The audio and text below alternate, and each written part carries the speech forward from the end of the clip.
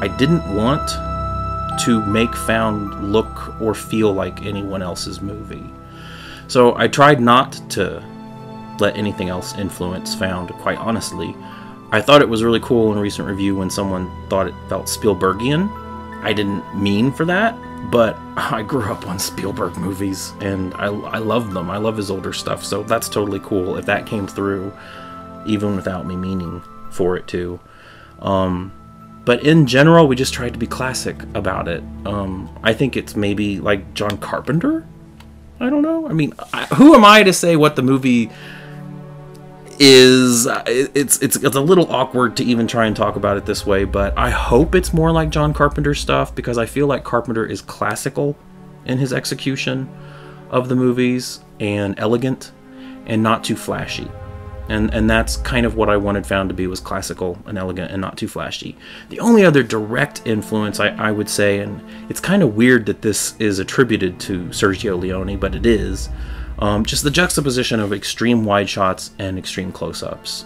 Everybody talks about him being the master of doing that. He's not the only filmmaker who's done it, but I guess because he did it so wide and so close, it just left a dramatic impact. But we knew most of our movie took place inside a house, and that was going to get really boring really soon. We also knew that we had to get inside this little kid's head.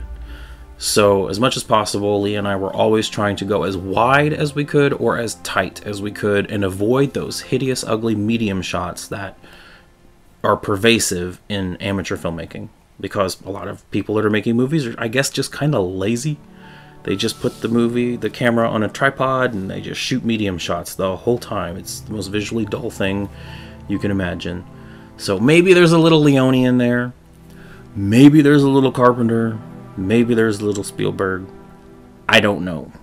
There are homages, because what filmmaker can resist? I don't remember exactly how it was in the book, but I definitely wanted the dinner scene at the beginning of the movie to remind you of Jaws, hopefully. The scene between the father and the son that's totally dialogueless, and the mother's just watching them make faces at the table. That's what Marty and his mom do in Found. And when the brothers hug in the field after the racist ranting scene, it was just too easy to put the son directly behind them, a la The Color Purple.